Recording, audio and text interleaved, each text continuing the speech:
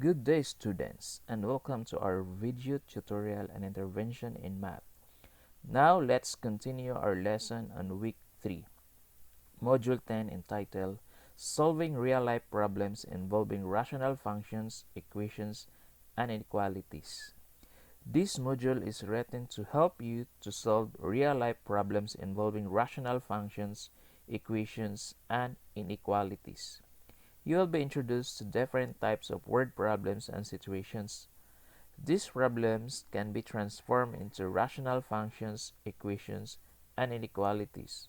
Your focus, patience, and determinations will play an important role in dealing with these real-life problems. Learning objectives.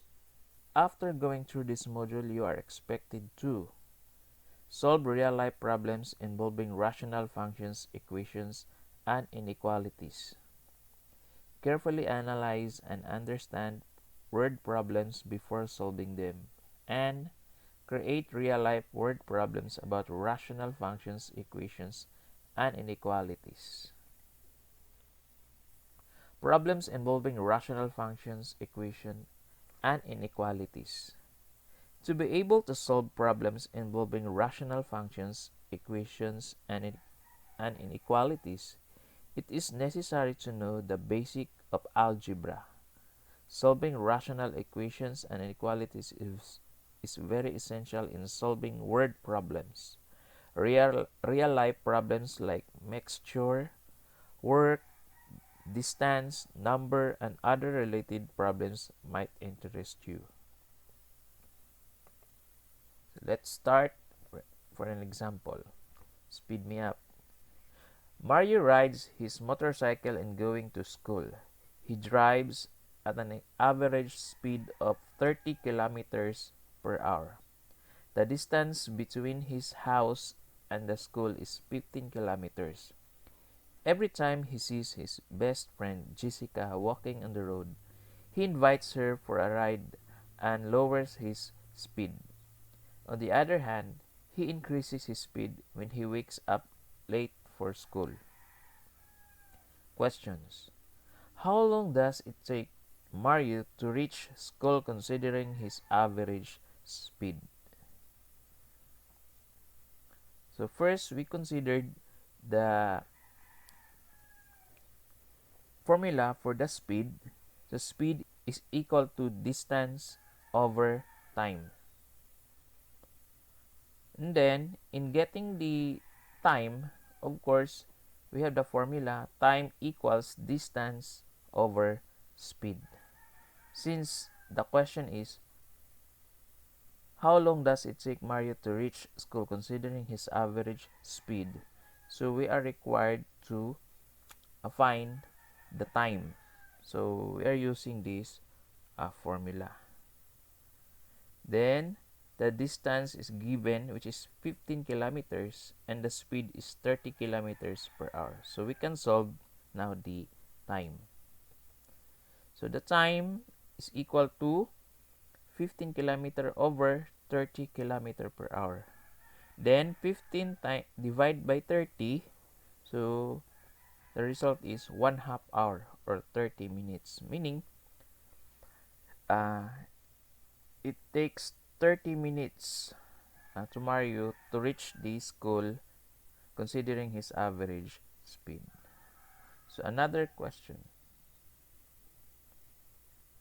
If x represents the time it takes Mario to drive to school with a given distance of 15 kilometers, how will you represent the relationship of his speed, which is denoted as y, versus the time, which is x? So the speed is equals distance over time. So replace the speed to y and your time is x. Since the distance is 15 kilometer, then y is equal to 15 over x, where x should not equal to 0. because if x is equal to 0, then your function becomes undefined since the denominator is 0. Another question, Mario's average speed as 30 kilometers per hour. Suppose Mario lowers his speed by 10 kilometers per hour. How long will he reach the school given the same distance? So Mario's speed is 30 kilometers per hour, but he lowers his speed by 10 kilometers per hour. So the time is now the problem or the unknown. So the formula for time is time equals distance over speed. Since Mario lowered his speed by 10 kilometers per hour, so out of 30, so he reduced 10 kilometers. So we have to deduct 30 from at 10 kilometers. So time is equal to 15 since the distance is given. Then over his speed. So 30 minus 10 because Mario lowered his speed by 10 kilometers per hour. Then time is equal to 15 over 20. Then 15 divided 20 is 3/4. So 3/4 hour or 45 minutes.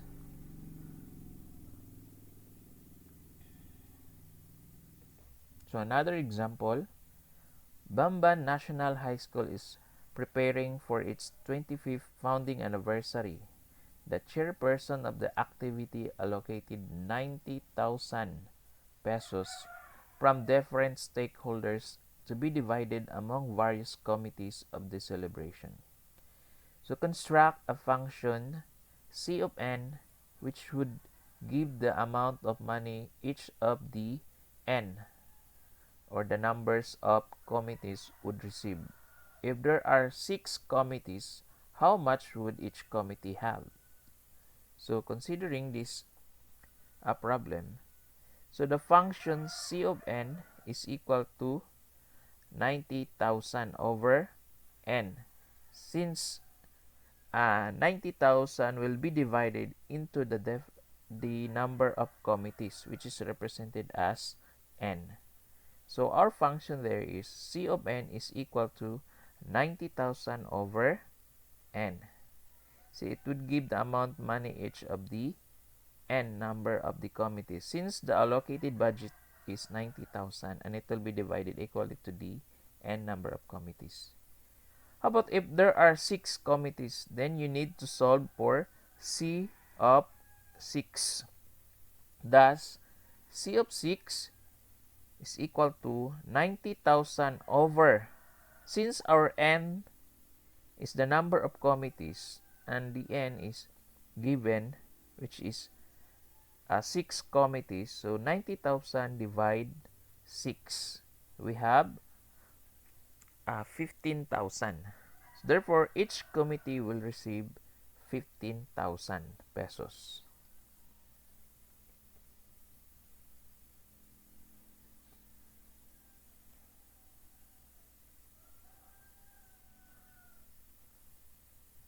Next, Barangay Masaya allocated a budget amounting to 100,000 to provide relief goods for each family in the barangay due to the COVID-19 pandemic situation. The amount is to be allotted equally among all the families in the barangay at the same time. A philanthropist wants to supplement this budget and he allotted an additional 500 to be received by each family.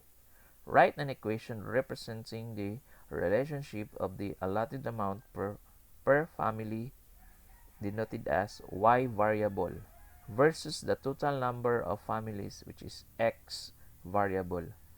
How much will be amount of each relief box if there are 200 families in the barangay? So for the solution, So the amount to be received by each family is equal to the allotted, which is 100,000, divided the number of families plus the amount to be given by the philanthropist.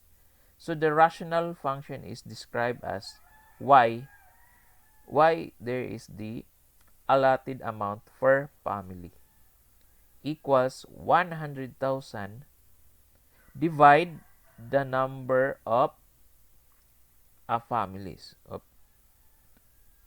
which is represented as x, or the total number of families represented by x, plus 500. The 500 is the amount to be given by the philanthropist each of the family. Since y there is the representation of the allotted amount per family. The amount of each relief box can be computed by finding the value of y when x is equal to 200. Because in the other question there, how much will be amount of each relief box if there are 200 families? So suppose we have x is equal to 200. Since there are 200 families in the barangay, thus y is equal 100,000 over the number of families, which is 200 plus 500. Then if we try to solve this one, we have 1,000 pesos. So therefore, the amount of each relief box to be distributed to each family worth 1,000 pesos.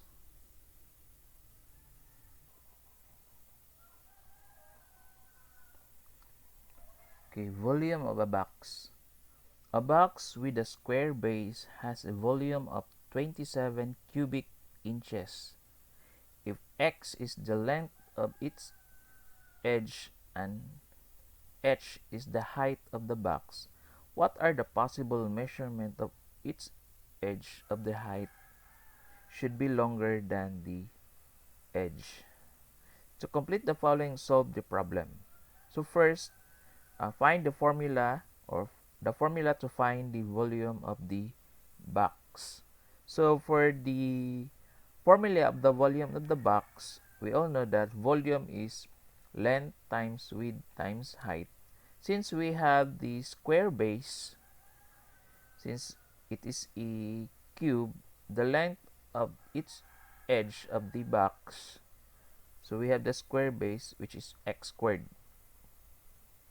and the height represented as h. So the volume of this box is volume is equal to x squared plus h, because x times the volume is x times height. Next, the equation relating to find the value of h or the height is height is equal to 27 over x squared, since we have to find the value of your height. Since the volume there is given, which is 27 cubic inches, so 27, then in finding the height is equal to volume over x squared, or the base of your box. Since the height is greater than the length of the edge, the inequality can be described as, since our height is greater than the length of the edge, which is x, meaning this one, the height is greater than x. So height is represented as 27 over x squared is greater than x. So this is our original form of our inequality. Then the possible value of your x should be, hence solve for x in the inequality 27 over x squared minus x greater than 0. Example, it's 1. So 27 over x squared minus x greater than 0. Since we have to find the value of your x by making the other part of your inequality becomes 0.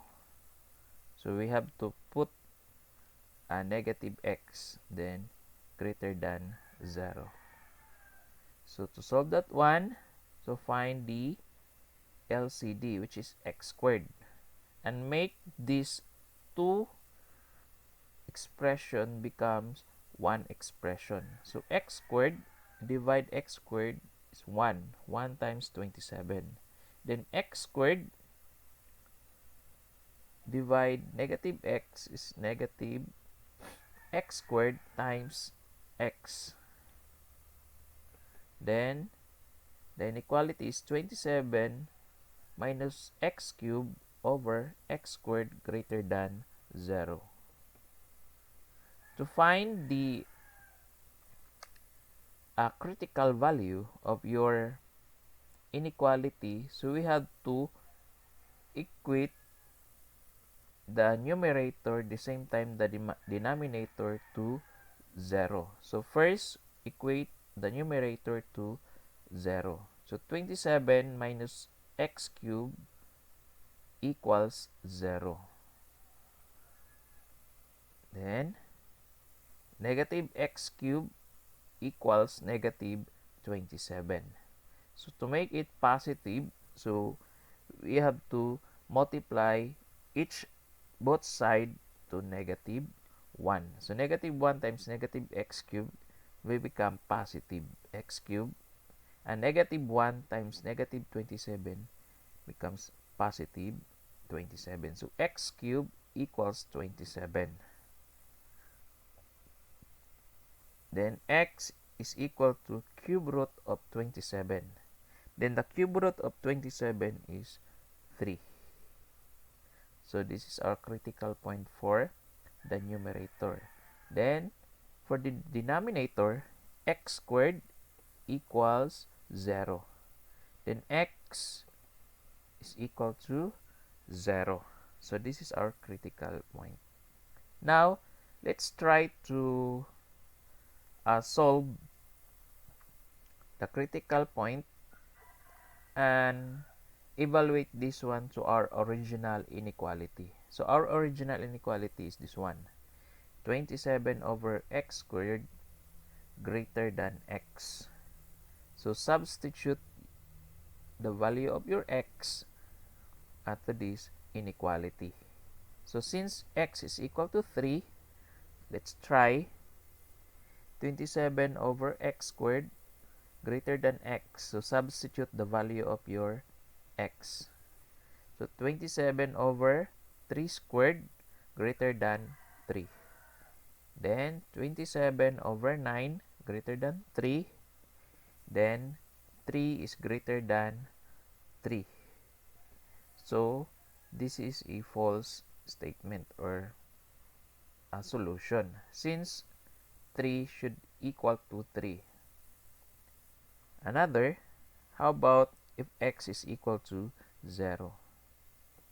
So it is false since 27 over 0 squared greater than 0. Since our denominator is 0, it becomes undefined. So still false. So meaning the true value of your x is only between 2 from 0 to 3, between 0 and 3. Since if we try to use 0, then the answer is false. If we try to use 3, the answer is false. Meaning, the true value of your x is between 0 and 3. So the possible value of x should be x is greater than 0 and less than 3. So I hope you learned something from this video, which helps you to finish this module. So keep safe, God bless, and thank you.